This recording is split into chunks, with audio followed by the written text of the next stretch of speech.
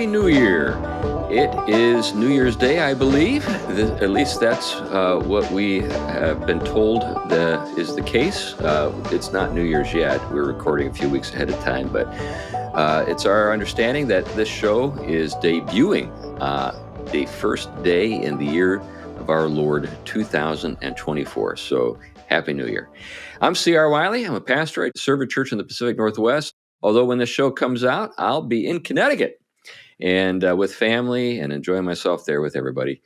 But I'm, as I noted, a pastor and an author, and I've written a number of things. And probably the thing I'm best known for is a book called Household and the War for the Cosmos. Anyway, enough about me. How about you, Glenn? I'm Glenn Sunshine. I'm a senior fellow at the Colson Center for Christian Worldview, Ministry Associated Reflections Ministries, and I do a bunch of other stuff too. All right. Now, Tom, you do a bunch of stuff, so why don't you introduce yourself and then tell us what we're talking about today? I do a lot of things too, and but my day job is teaching theology and ethics, and I teach both at Gordon Conwell Theological Seminary. And being a person who has interest in theology, that's part of why I'm one of the three talking heads of this beast called the Theology Pugcast. Happy New Year to everyone. I hope everyone's had a blessed Christmas and will have a peaceful and prosperous and blessed New Year. And so with the new year, I guess this is our first topic of the new year on this show. But in one way, it will be continuous with what we talked about at the ending of last year. The last episode, Glenn talked about St. Augustine and talked about his sermons and talked about the Incarnation. Today, I too will be talking about St. Augustine a bit, building off the Incarnation, but looking at a few different areas of his thinking and what we can learn from it and how maybe it gives us some insight on how to address some issues in our time. And so that's one of the things I'll be doing.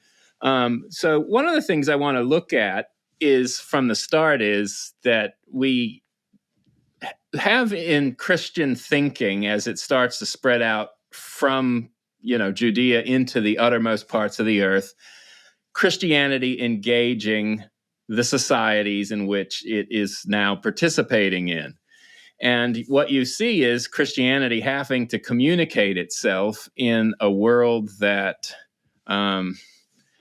is unfamiliar with a lot of its terms and insights, and therefore needs to be introduced to them.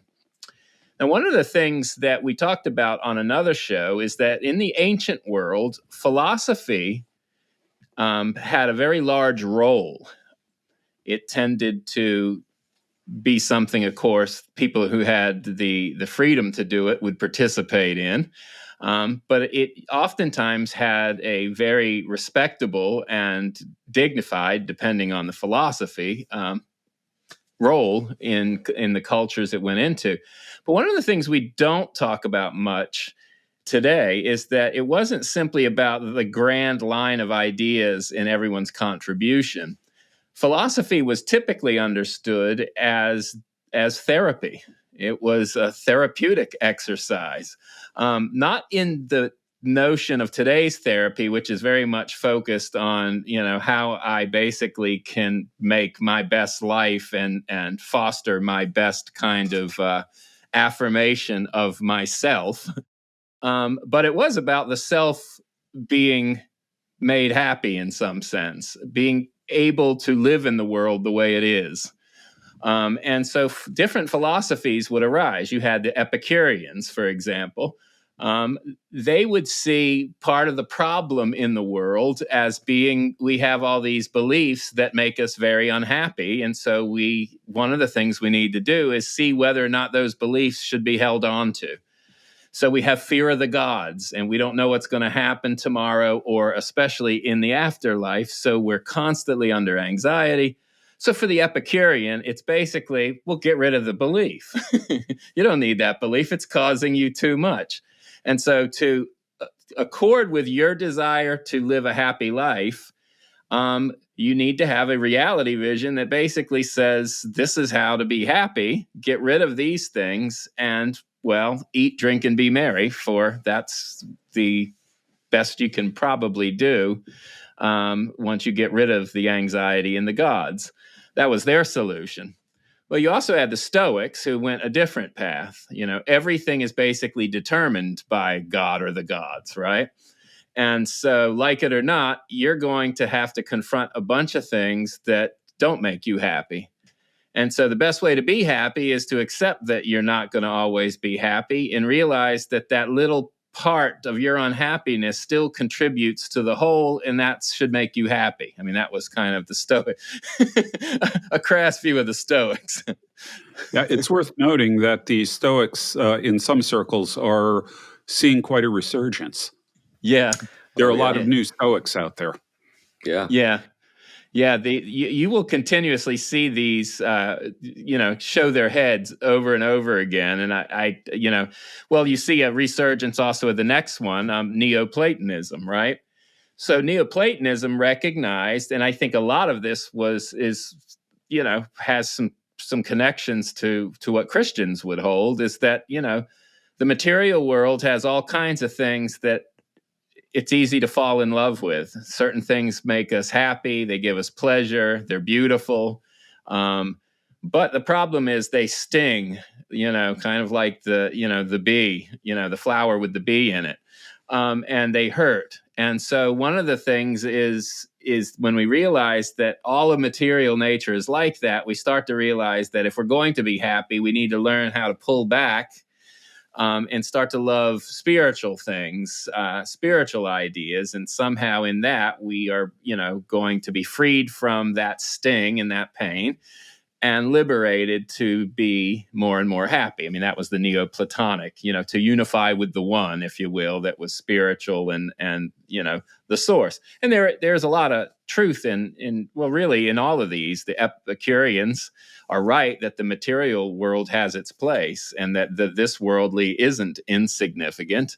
The Stoic recognizes that we aren't in control of all things and that we are going to somewhere have to suck it up because we're not in control of all things. And then finally, the Neoplatonist is correct that if we only live for today and for the material, we're going to be unhappy fundamentally, but especially eternally.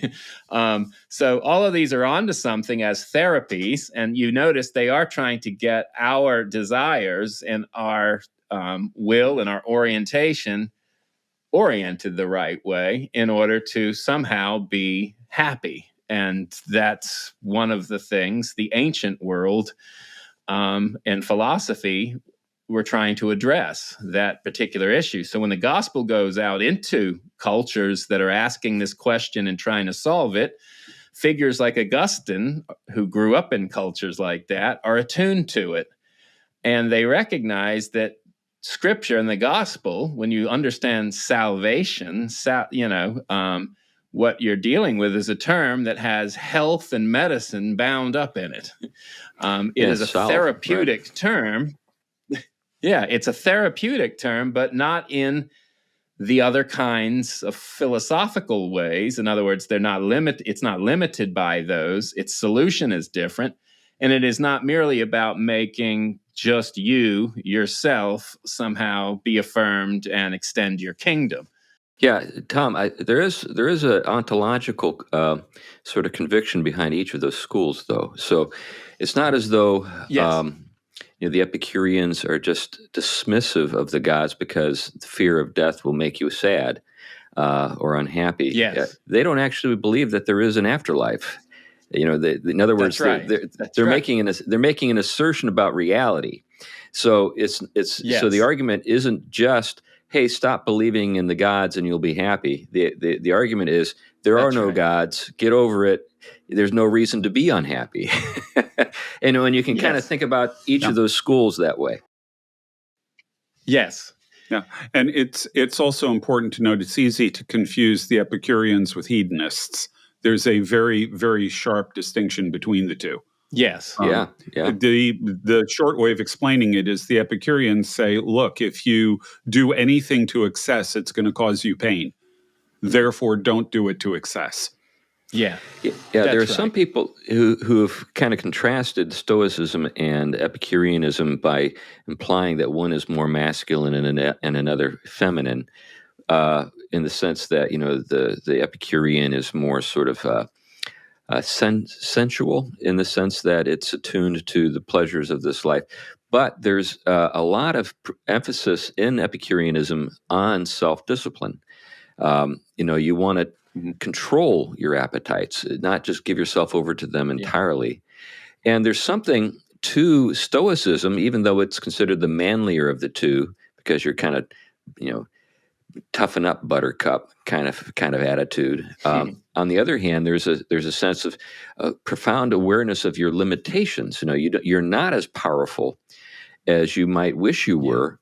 You need to accept the fact that you're frail and that you're going to die and you can't control everything. So you need yeah, to master. So on one hand, yeah, it's masculine in the sense you master yourself, but it's not masculine in the sense that it's diluted with the notion. And I'm not saying that this is masculinity, but some people would sort of paint it that way. That to be a man, you have to conquer everything. Well, that's actually not the Stoic view. There's that great yeah, illustration. I don't remember where it's found, but there was an emperor who, when he came to power, uh, had an advisor who was a Stoic, and the Stoic asked him, "What are you going to do?" And then the emperor said, "Well, I'm going to conquer this people." Then he says, "What are you going to do after that?" And they said, "Well, I'll conquer that people." And he says, "Well, what are you going to do after that?" "Then I'm going to conquer that people." And finally, he says, after he's named every possible people that you could conquer. And then he says, "Well, what do you do then?" He says, "Well, then I'll relax and I'll sit back." And then the Stoic says, "Well, you could do that now and save yourself all the trouble." So there's this kind of realism to Stoicism. yeah. I think Calvin was a big fan of certain kind of Stoic thought, and Oh and yeah, and I definitely. think again there are dimensions to each of these that, as with any system of thought that human beings have kind of pounded out as they try to deal with their experience in the world. There are aspects of it that are valuable. It's the way this is a good Augustinian way of putting it. It's the way they're ordered. It's the way these things are balanced out, and they don't. You don't have to exclude one set of things in a full picture. You could just put the emphasis in a different place.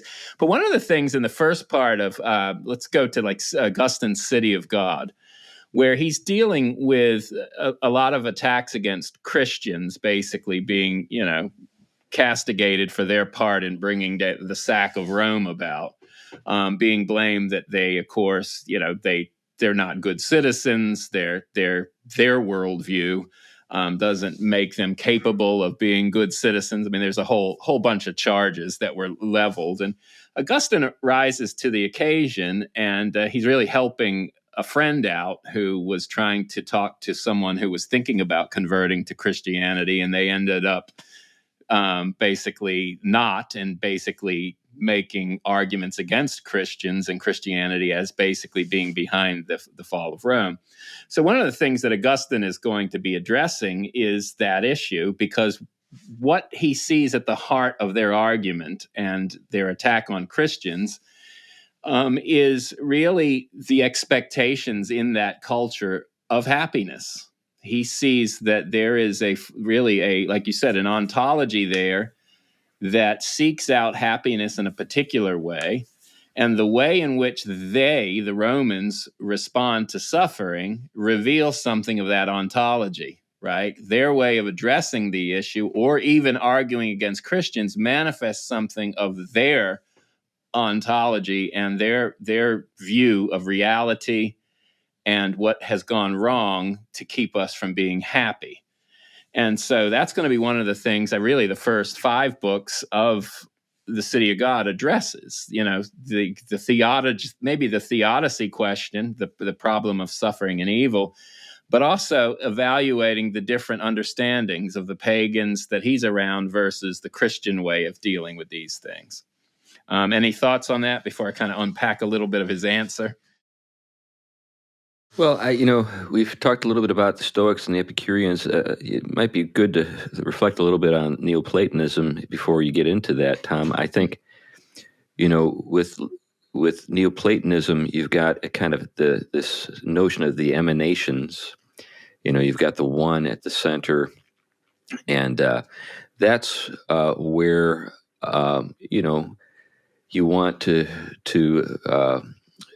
find yourself. And you've got kind of a distance between you and what's ultimately real. And the world that we live in is very far, the material world is very far from that center. And that's why there's this kind of dismissal of it. And now it's not as though it doesn't bear some kind of significance or meaning. So, the Neoplatonists were not Gnostics. They weren't people who thought that there was nothing of value, but the value was found in its ability to resemble what is more significant or primary or lasting. So there's a sense in which everything is so you can kind of think of it like a hall of mirrors. There's a sense that the further you get away from the point of origin, which would be the person whose image is being born by all of the different mirrors, the further you are from reality. But each of the mirrors are significant insofar as they bear the image. Now, there's a lot of stuff in this that is actually, really very easy to reconcile with Scripture, because, after all, human beings are made in the image of God. And then, you think about the creation itself, the glory of God it's all over the place, all around us. So, yeah. Well, Now, with the Neoplatonists, the other thing that most people miss is that Neoplatonism sounds good in some ways, but it's got a lot of really negative effects culturally. So in Neoplatonism, there's this idea that's called the hierarchy of being. The closer you are to the one who's the source of everything, the higher you are, the better you are, the more perfect you are. The idea of an ontological hierarchy is then mirrored in the idea of a social hierarchy, that there are some people who are naturally the superiors of others. Those are obviously the wealthy and powerful, and you go down all the gradations of society until ultimately you get to slaves. Yeah. And that is, they see that as being anchored, it is anchored in their ontology. Yeah. And the superior always has rights over against the inferior. A lion can eat a gazelle because a gazelle is a lesser creature on the hierarchy of being. There's no problem with that. In the same way, the wealthy and powerful have rights to exploit and abuse the people under them. Yeah. So that there are implications of this that go way beyond just sort of the philosophical ideas. Yeah. And in Christianity, the variety of figures that were impacted by or even helped contribute to sort of Christian Neoplatonism, they were pretty conscious of those places at which things needed to be revised. I think when we had Hans Boersma on here, he was talking about the Dionysian dynasty, Areopagite, and the way in which that was reconfigured. So it drew on a lot of the imagery and language and hierarchy, but it did not have the competitive notion. And transcendence was not understood as at a hierarchical difference in terms of along the same order of being, but as a whole different order of being, and therefore is present to each thing, no matter where it is within the created order. And so that would be, Augustine is similar. He sees as a stepping stone Neoplatonism, but he will not go in the direction of becoming negative the same way towards the material. But he did learn something from them, and of course they, I've heard figures argue that a lot of Plotinian and trying to think of the figures that were most influential on Neoplatonism, but they also were part of the Alexandrian school, if I'm correct, where the same debates were going on, and they were taking courses where Origen, one of the early church thinkers, was also a part of those discussions. So I don't know if they had direct connection to each other, but Christianity had a lot of impact on Neoplatonic thinking in those circles, more than people may often recognize. But either way, the world is permeated with that. Now, Rome is a very different situation because that Neoplatonic vision wasn't in dominance. I mean, the people, the civic-minded Romans that Augustine is addressing, they see happiness as basically to be found in human life centrally in this world. And they wanted to sort of build a, if you will, a city, a fortress to make sure that happiness can take place. And when that becomes fragile, it's shown to be contingent, something that, the security they have in terms of their ontology begins to crumble. And in their panic, they need to blame someone. Well, it can't be our vision. It can't be our trying to secure things. It has to be someone else who caused it to weaken and crumble. It must be the Christians, right? Well, and the Christians weren't the only ones to get some blame over the course of Roman history. How many times were the Jews exiled from That's Rome? right. How many times were the philosophers? The philosophers were exiled as well. So Epictetus, who was a favorite of mine, Stoic, who had been a slave, he was exiled, kicked out of Rome for being a troublemaker. That's right. And so one of the things that Augustine wants to do, and I think it's very brilliant, is, like you said a little while ago, he wants to unpack the different metaphysical visions that are behind these philosophies in Rome that underwrite their notion of happiness.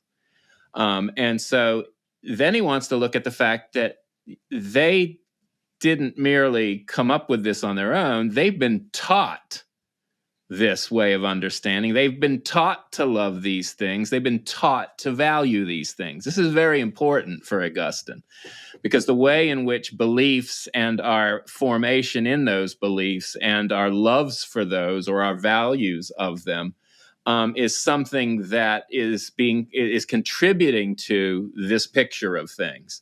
And I see it similarly. I teach at a Catholic school, bioethics, and every term I get a final paper from someone who just basically apes all of the talking points of the Enlightenment, even though they're probably postmodernists themselves, but just how the church should not have any of its beliefs opposed on anyone who doesn't agree. I mean, didn't listen to any of the conversations we were having, which was none of that. But it's the way they've been taught to value certain things, certain notions of fairness, certain notions of belief, and to love them, that creates a friction in their way of being able to hear things. And so Augustine is up to that in those first 5 books. I hope you've grade down those people and write in a bright red marker, that was stupid. Weren't you listening in lecture 5? Yeah, I'm not going to hold back on that one. I haven't graded it fully yet, but I'm going to give it the wrath of Thomas. The number of times I got papers that I read and just thought, did they listen at all to what was going on in class? Yeah, I feel your pain. And so I could go. We all could go on with episodes of that, but it is. I think it's a telling thing, and it's related to what we're talking about, because it's a set of valuations and expectations that people have been taught to love and value. And their own, of course, fallenness gravitates towards certain notions that, put themselves at pride in place. And Augustine is attuned to this. And so one of the things he does when he's looking at addressing the issue of suffering in their arguments is to pay careful attention to those kinds of things. What view of things fosters this? What has shaped them embracing this? Maybe today we'll talk about, what worldview is driving it and things like that. But for him, he really wants to show that there is a set of affections and love, and he's dealing again in a therapeutic way of dressing philosophy and theology that needs to be shown and addressed. And he wants to do therapy on their supposed therapeutic cures. And so he will recognize that, suffering's pervasive. It's everywhere. And so the notion that you're going to somehow cut yourself off from that is foolish. It's denying reality. And no one gets out of here without dying, basically, will be part of the argument. But a real quick note here. Augustine is doing something else with the language. One of the things at the heart of this civic Roman psychology that he's addressing is this notion that self-glory is part of and parcel of what makes for true happiness in this life. That you can somehow manifest your being a free citizen of Rome and exercise your freedom in a way to where you draw renown for yourself. You become a hero that is remembered, not eternal life or a saint that gives themselves so much, although they will have sort of a suicide as a way of being a noble citizen. But on the whole, there is this notion that this worldly glory and a kind of renown, a name that stays for itself, is something to be coveted. The glory of Rome and the glory of the Roman citizen. Yeah, let's stop there for a second. I think there are a couple of things that'd be good to clarify for maybe new listeners. One is you use the term affections, Tom, and many people in our world today, when they hear that word, they think emotions. Can you maybe comb out a little bit the distinction between emotions and affections? Yeah, emotions tend to be, well, I think in the modern way of dealing with it, they tend to be aspects about us that, when we're impinged upon, become a certain kind of psychophysical reaction. I don't know the best way of breaking it down. It becomes something that isn't so comprehensively tied to the seat of our affections and love, although it can exhibit them. For example, if you hear something bad that happens to your animal that you love, and you break down in tears, right? But the tears and stuff tend to be just understood as kind of a physiological or just even a psychophysiological response, rather than something that is more deeply connected to your fundamental nature. It's an exhibition of the core of you in the classic way of putting things. In other words, you have intellect and you have will, and then you have sort of affections. And there are other ways of putting that together. But these things, when harmonious and ordered, they can exhibit something of our fullest natures and manifest something of the kinds of beings that we are. And when they're not, they kind of sink our natures. We can become like pure beasts, if you will. If I'm hearing you correctly, that really clarifies it. Maybe have a better way of putting it. Well, what I'm hearing you say is that, okay, emotions are responses, and maybe they're felt, and that's where the physiology comes in. But affections have something to do with our judgments, our values, our choices. So, in other words, we're going to love some things in the world. There are going to be things that, now, how we come to love those things, that's something to talk about. If something is lovely, in other words, there's something beautiful or attractive to it, we find it easier to direct our affections toward that thing. And in some sense, we're saying, I need that thing. I know I'm going to somehow, sort of orient myself to that thing in such a way so that I enjoy the benefits of it. So like if I love money, my affections are directed toward money. Obviously, money can help out. And, even scriptures say, money solves all kinds of problems. So, we got that. Now, ties into the subject of glory. So, like in a democracy, which is where this is social life is ordered around honor and who is honored and who isn't, and those kinds of things. What you want is to distinguish yourself and so you have a lust for glory. You have a lust for renown. You want to be maybe in a modern way to put it, you want fame. You want to be famous, that kind of thing. Now the challenge, of course, is everybody's trying to be famous too. So you're competing with everybody. It's like social media. Everybody's trying to be the center of attention all the time, and you end up with a lot of envy and jealousy and resentment and all kinds of stuff. Even murder. Because people are getting what you think you deserve and that kind of stuff. Yeah. There's another, I think, different kind of psychological dimension here too, though. There's a sense that you want to have status among your peers and things like that. But I think glory goes beyond that. And it's something that Tom said earlier. It's you want to be remembered. Because if you are not certain of an afterlife, and frankly, most Romans expected to have a rather dreary afterlife. I mean, they believed that there would be one, but very, very few people go to the Elysian fields, go to heaven. Even fewer ascend to godhood, which you could do because of the hierarchy of being. But there's a way that you can achieve something like everlasting life if you can do something and be remembered for it. I think that is also an important driving factor here, although one that's easy for us to sort of overlook because we have a very different concept of the afterlife. Yeah. Well, this I think is where, one of the things that Augustine does is he does therapy on their notion of glory. And he is going to talk about it and basically show the limits of it, and how suffering, of course, is one of the aspects that puts a kind of, puts a little, drives a nail into it, if you will, because suffering is all pervasive.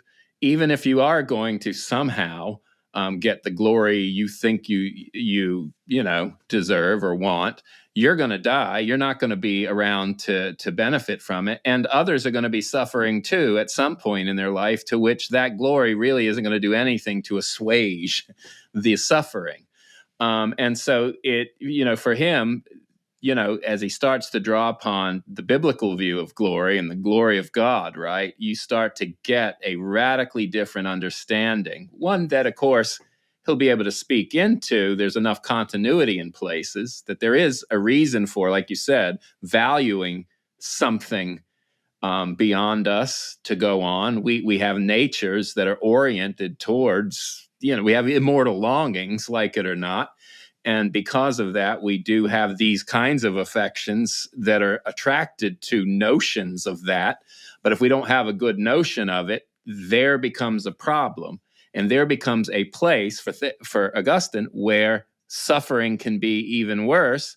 Because if you know that you want and live for this worldly glory, but you're not going to get it, or it's going to be frustrated, you're going to suffer more than the person who recognizes that maybe the Lord will supply you with a certain, opportunity to be glorified. But whether you get that or not, the Christian is not going to be thrown off the same way, or shouldn't be, because they're not loving and valuing and setting their affections on something that is so fragile ultimately and maybe meaningless in the end compared to what they have. So he's already carving out a difference between what they mean by glory, what we have as glory, and how theirs actually contributes more to suffering and the suffering of the Romans than the Christian vision does. There are two things that this discussion of glory reminds me of. First of all, one of the things that most people don't realize is that the Romans were ancestor worshipers. So posterity, your children, are an important thing because they're the ones who will remember you. They're the ones who will say prayers to you, all of those kinds of things. I don't know exactly how this fits with your concept of the afterlife, but nonetheless, there's a sense in which, you see this even in Gladiator, They're the household gods that are the ancestors. Right. So that's an important thing. But the other, I think, the limits of glory, I think, are probably best illustrated in a poem by, of all people, Percy Bysshe Shelley. It's a poem called Ozymandias. Let me I read remember this. it. Yeah, right. I met a traveler from an antique land who said, "Two vast and trunkless legs of stone stand in the desert. Near them on the sand, half sunk, a shattered visage lies, whose frown and wrinkled lips and sneer of cold command tell that its sculptor well those passions read. Which yet survives, stamped on these lifeless things, the hand that mocked them and the heart that fed. And on the pedestal these words appear, My name is Ozymandias, King of Kings. Look upon my works, ye mighty, and despair. Nothing beside remains. Round the decay of that colossal wreck, boundless and bare, the lone and level sands stretch far away." That was actually about a monument to Ramses II. Oh, really? Well, Yeah, that was what inspired it. Yeah. Well, if you read, there's something to be said for the power of reason, even in antiquity, to discern this. So if you read, say, Marcus Aurelius, he goes on and on about being forgotten. And this is the emperor, for goodness sake. I mean, this is a guy who actually did live out and acquire immortal fame, you could say, against his best, I guess, notions. He's always talking about the vanity of this very thing and how much it is a false hope to be remembered, because we will all ultimately be forgotten. I guess how it relates in my mind to the subject of the Christian hope is that, let's say your typical Roman, let's say, out of 1,000 Romans, they were of the mindset that you described, Tom, 999, and then you had one Marcus who was bright enough and humble enough to realize that even the emperor will be forgotten. But in both cases, the Christian vision, the Christian hope, I should say, is that God remembers, and that it's His glory that we participate in. And He's not one to forget, and He will never be forgotten. Yeah, that's very, that's where Augustine actually is going to go a lot, because, well, he first is going to be challenged there, because some of the people that he's addressing were arguing that providence and the Christian notion of providence seems to be the biggest pipe dream because of the, inequitable amounts of distribution of suffering. In other words, you can have a person who's lived a good life, virtuous and everything else, and they get, a horrible kind of cancer, and like Job, they lose everything and themselves too. Then you can get somebody who's a complete, reprobate and has done nothing good, and can sometimes live to a ripe old age and have luck pour out on them. And so Augustine is going to have to address this issue too. What happens when on the surface we don't see any of the difference, any differences. And so one of his way addressing it is unpacking, of course, that at the heart of the issue needs to be seen in the different responses to the issue.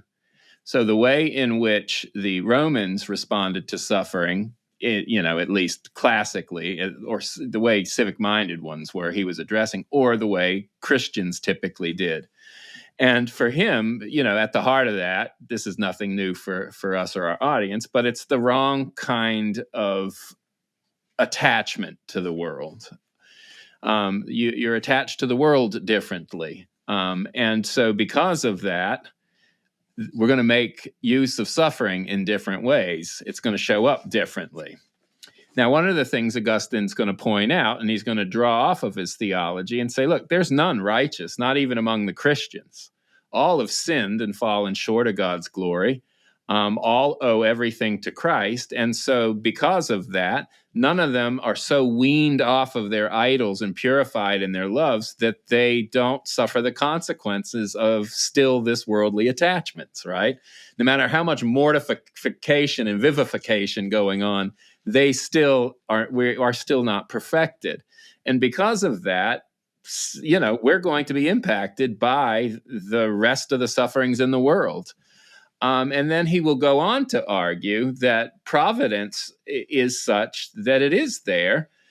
And you see it there in the variety of strong responses that many Christians and saints have had to suffering, is their way of embracing it head on and recognizing that even when it is unjust or appears unjust, to recognize that this is part of the cultivation of our lives as Christians, in which God is doing what the Romans tried to do to its citizens to make them better citizens. God is making a people for the citizenry of heaven. And that cultivation, that discipline process, is partly weaning us from our bad attachments and reweaving them through our love for God the right way. And that's a painful process. It's the taking a lot of thorns out of our flesh. It's a lot of hurtful and painful things that we undergo that make us recognize where our first love needs to sit and what we're made for, and then reposition ourselves back in the world once we've started to see Him from being citizens of the city of God. I think this is one way that the Christian hope can be distinguished from, say, Stoicism. So Stoicism, would counsel us to withdraw our affection from anything that ultimately can be separated from us. So, consequently, a child, who dies, we shouldn't mourn too much. In some sense, that's illustrating our foolishness of, investing too much in this child in terms of our happiness. So, we withdraw from the world into ourselves. But with the Christian hope, it's not so much that it was improper to love your child, but that there is a providential ordering of the world, and we don't understand everything. We can still acknowledge our losses and note that they're real, that these losses are not the result of a failure to recognize the transience of things, but that in God, everything will be ordered well, and in the end, everything will be right. But in the meantime, we do need to order things correctly. So, like when we think about the hierarchy of loves, so first, loving God, then loving our neighbor, loving ourselves, of course. Somewhere down the list, we've got things that are really, really important that we love, like food.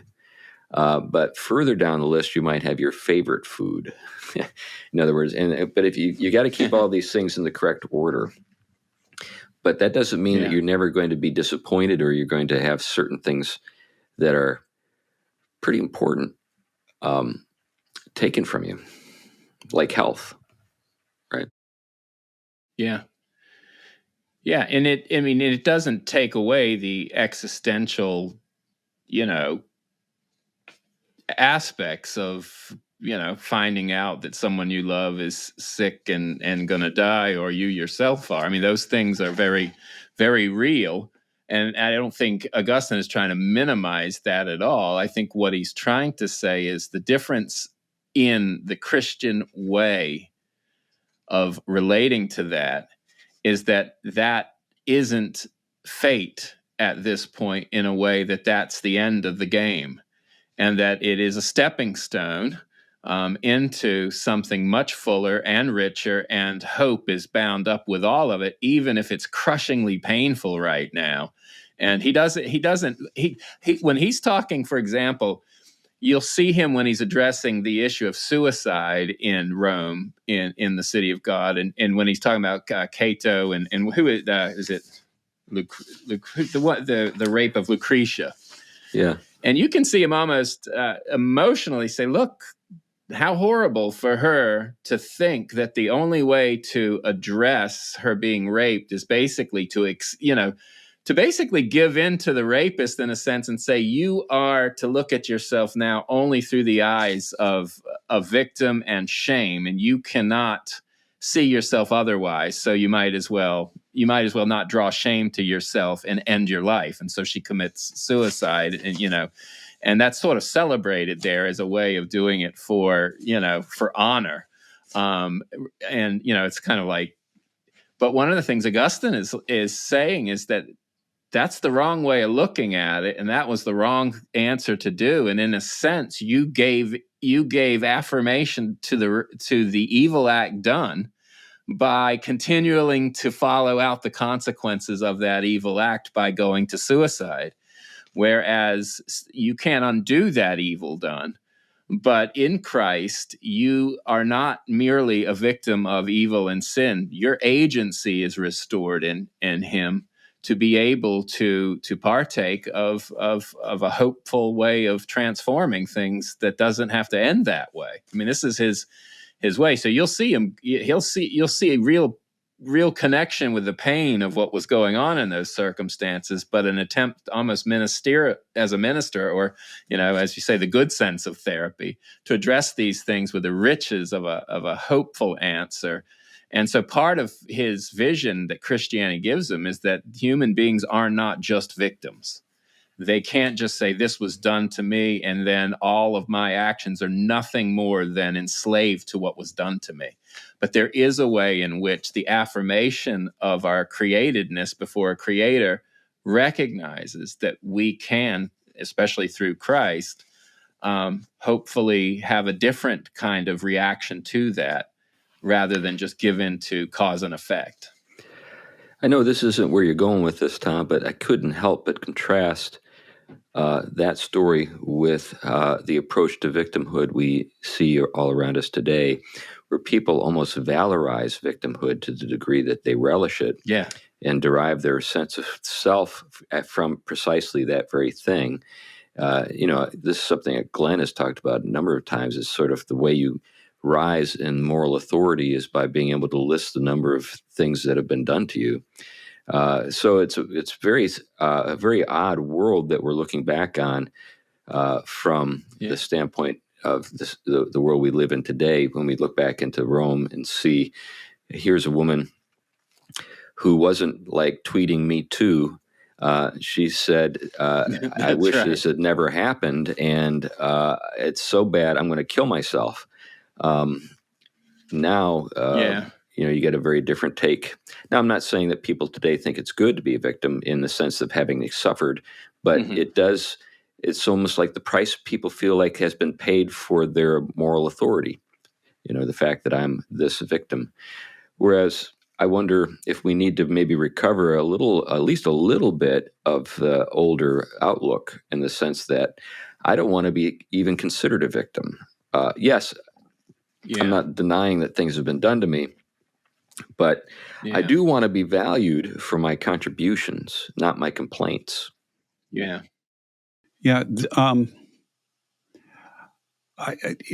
Again, just sort of a contemporary thing. This idea of seeing yourself as a victim. I think the thing that's most insidious about it is sort of what you're hinting at, Chris. It's that it denies you agency. What it says is that you are helpless, and that everything about you is controlled by these people who have their boot on your neck. With the net effect that, there is no real prospect of you taking agency to improve your situation. And I guess Lucretia takes that to her logical conclusion by killing herself.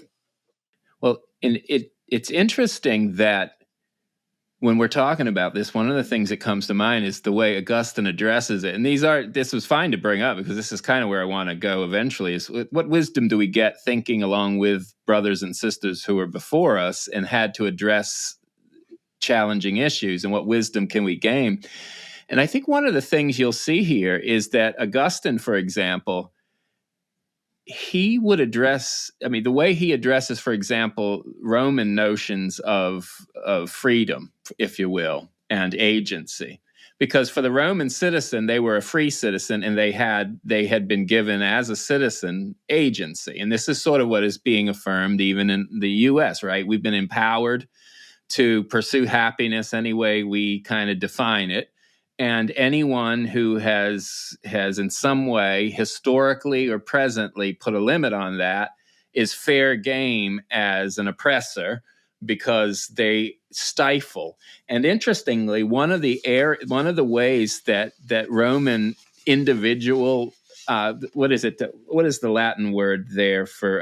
Is it dominating liberty? Is a kind of way it translates, the Latin word there. But that was a big way, libido dominandi. Yeah. And a lot of people always think of just libido in terms of sexual, but one of the things behind it was just almost the way in which each Roman sort of asserted a very strong notion of their freedom and hegemony and ability to control everyone else's. And I think that kind of freedom kind of has found its way back into certain Enlightenment visions and post-Enlightenment visions, in which to be empowered is to have a dominating kind of freedom, which says anything that gets in the way of my happiness, right, my pursuit of it, whether it's through self-definition or you affirming me or whatever it is putting me under the yoke of your slavery and your limit and your determination. And so Augustine, interestingly then, one of the ways he addresses that with Rome, and it could address the people even claiming victimhood to empowerment now, is while recognizing there are real victims who have suffered in history, and everyone does in some sense, he will also argue that all of us are deserving of judgment, even the ones claiming victimhood. And so their victimhood doesn't entitle them to become new victimizers and oppressors just because they may or may not have been left out of the picture of power at another time.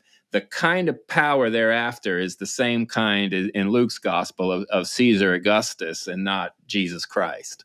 And so, it isn't pure power. It is driven by wanting to dominate.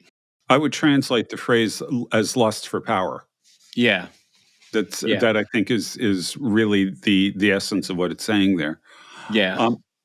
Again, just bringing it into the modern world, of my idea of agency there, one place that you have agency in the modern world is you can go after the oppressors. Yeah. And basically, if you look at critical theory, the object of critical theory is to replace one set of oppressors with another, because oppression is inevitable. Yes. Yeah. It is walking out these ideas that you see in Rome, but in sort of a different modern context that's been filtered through a Christian vision of victimization as virtue. Yeah. Yeah, there's no peaceable kingdom. Well, pseudo-Christian. Yeah, there's no peaceable kingdom. It's just conflict forever, and just which side are you going to take in a particular struggle. This reminds me of a book I read years ago by Orlando Patterson entitled Freedom in the Making of Western Culture, because in that he talks about different concepts of freedom, and one of the concepts was sovereign freedom. And what he meant by that is what you just described, this lust for power. And he contrasts that with other expressions or sort of ways of understanding freedom. And, like,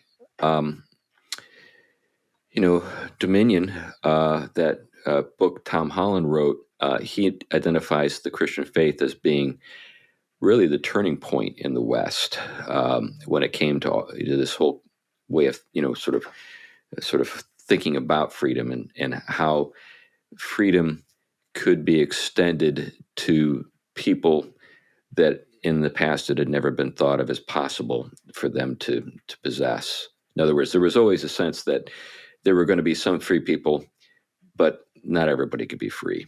And Christianity, because of its stress on spiritual freedom,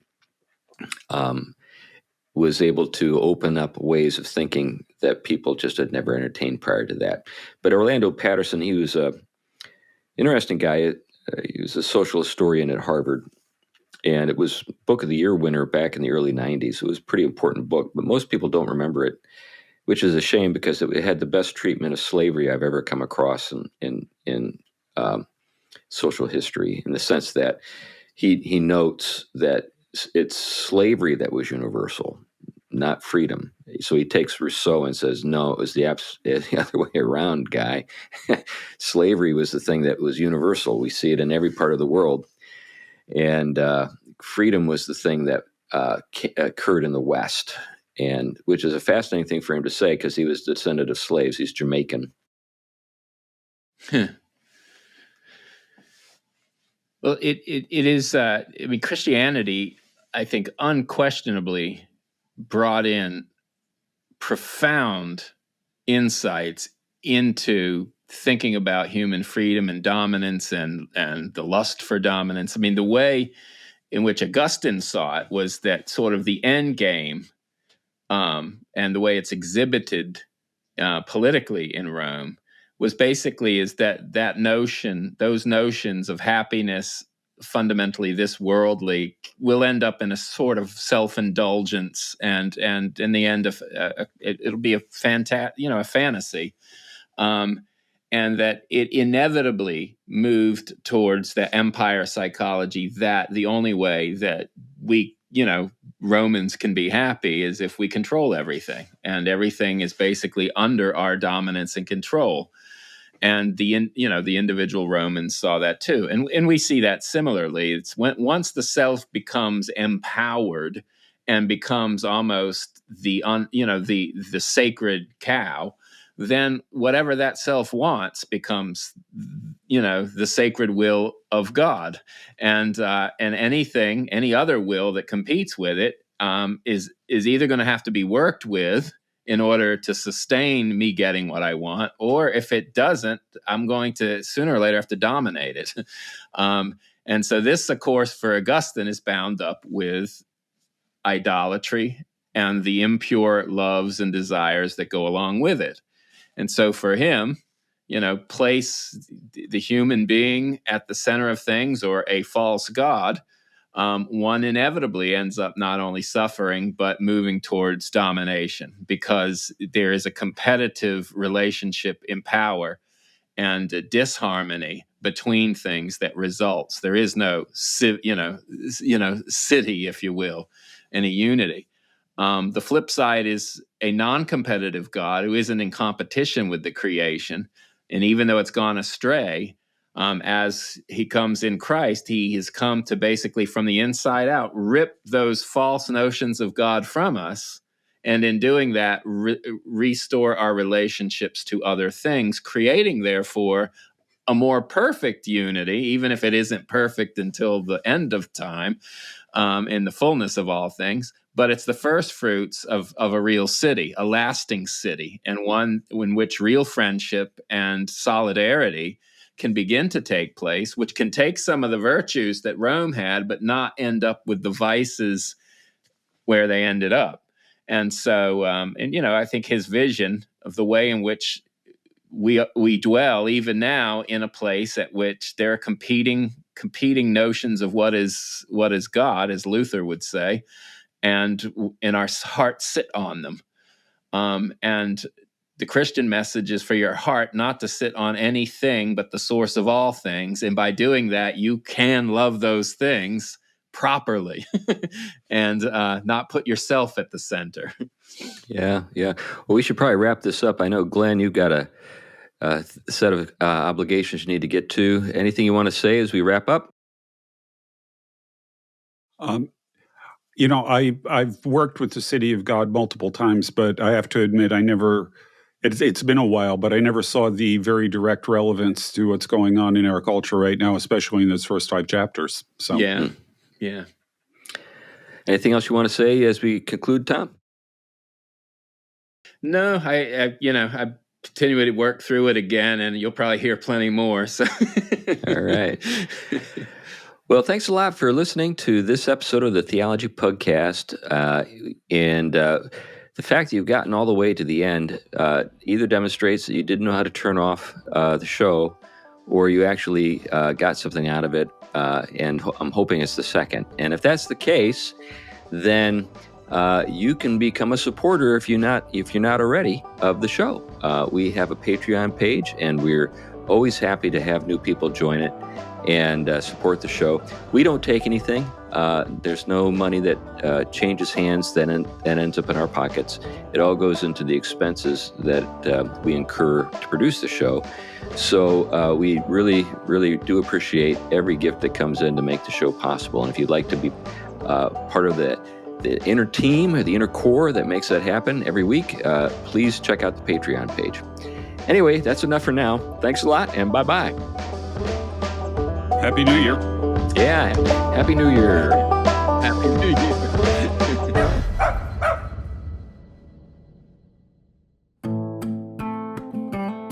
The Theology Pugcast is a ministry of Trinity Reformed Church in Huntsville, Alabama.